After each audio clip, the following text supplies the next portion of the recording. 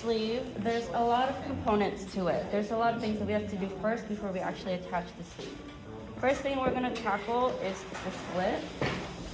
And I think the slit might be the most confusing part out of all of this. So I'm gonna, actually, before I even cut it, I'm gonna put a stay stitch on there. My stay stitch, I'm gonna keep it at regular stitch length.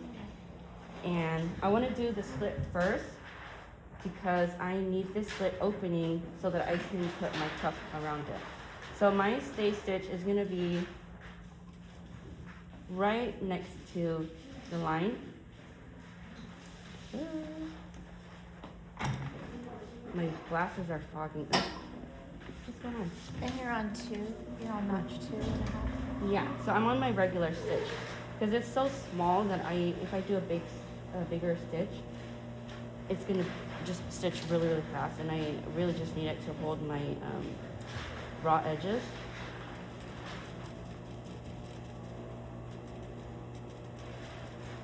And then when you get to the point, you're gonna put your needle in, pivot, and then do the other side. And my distance is about 1/16 away from my line.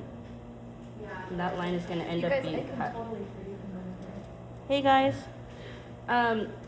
let's not be too loud because I am still doing the demo.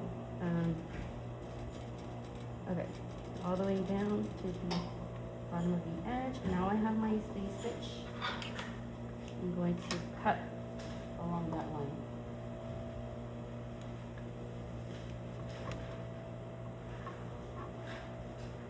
And having that stay stitch there will kind of help prevent the unraveling. Okay, so I didn't stitch all the way, I didn't cut all the way through to the edge. Still a little bit of space, like 1/8 distance there from the edge of the point.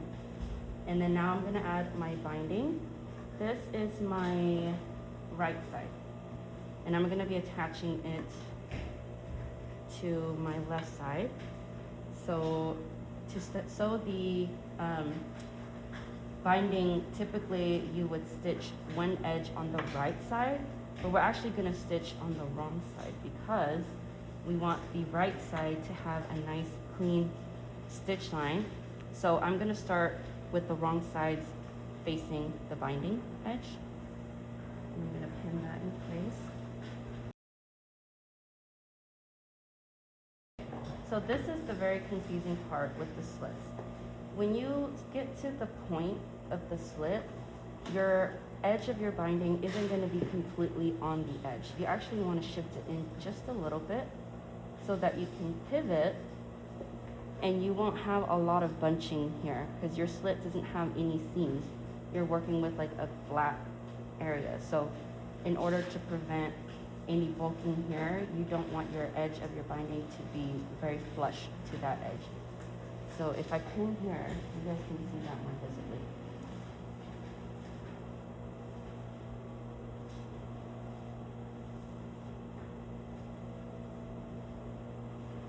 So my binding is shifting in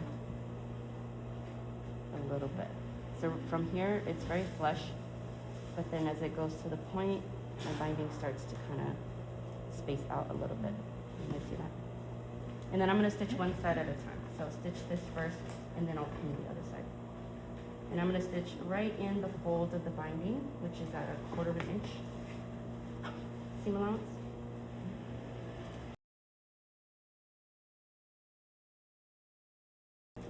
And then when I get to where the point is, I'm gonna leave my needle in, pivot, and then pull my binding all the way so that I can then pin the other side, the other edge. And you really have to kind of move things around. Without it puckering or. This is what I'm gonna do. I'm gonna do a back stitch so that it stabilizes that stitch. Why don't you just your stitch length shorter too? Shorter. Just to get around that curve better. My stitch length. Oh, like the size Yeah. of the stitch? Yeah. You can do that.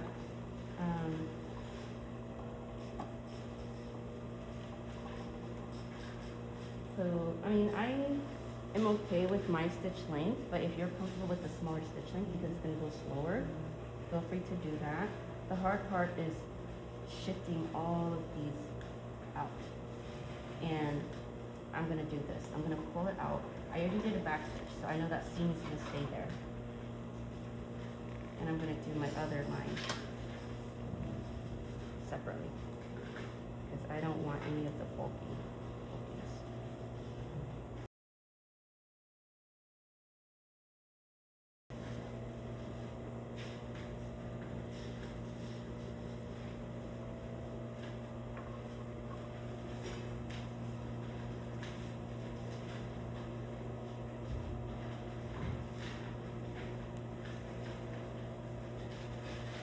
Nine out of 10 times, it's gonna be a messy point. It's not gonna be clean. So don't worry if the first time you guys do it, it's not perfect.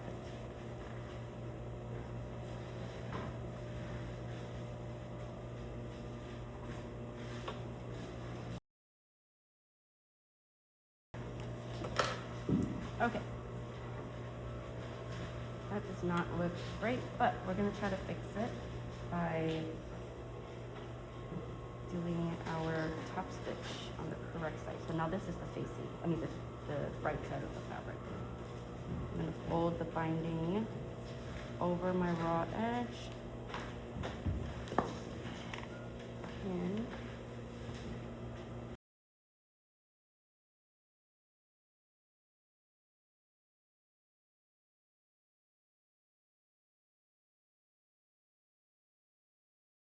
so now then I'm gonna stitch with the right side facing up.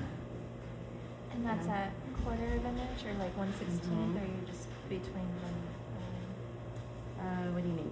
Like, where are you basically doing like an end stitch on? Mm-hmm. Okay. I'm gonna do an edge stitch, and the edge stitch is gonna sit on the binding. So remember for the demo we did a ditch stitch and then we did an edge stitch binding. Mhm. I'm gonna do the edge stitch one, where it's on the binding. Okay. Edge So- stitch is always 1/16th of an inch from the Yeah, edge, right right? on the edge. Yeah. I mean as close as you can get on the Right. edge.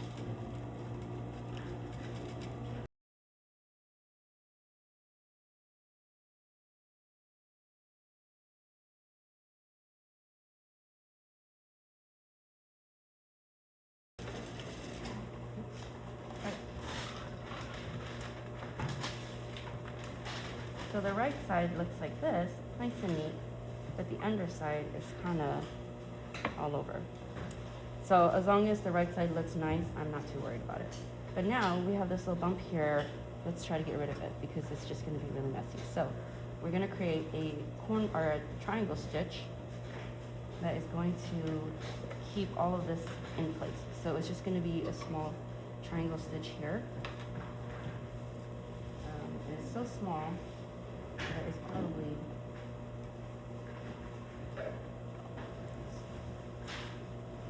gonna get stuck underneath here.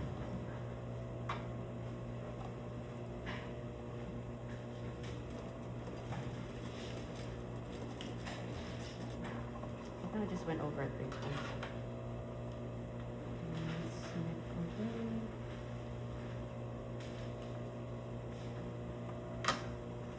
So that it has a nice point. Well, I did not like that at all. My stay stitch is showing through. I'm gonna clip that away. Because it's just a stay stitch. I don't really need it. Yeah, the general idea is just to shape it out. Mm-hmm. And if we had a bigger bias that might have binding, it might have been easier to cover that. Mm-hmm. I think I just did my stay stitch too long off of the edge. Okay. So that's the slit.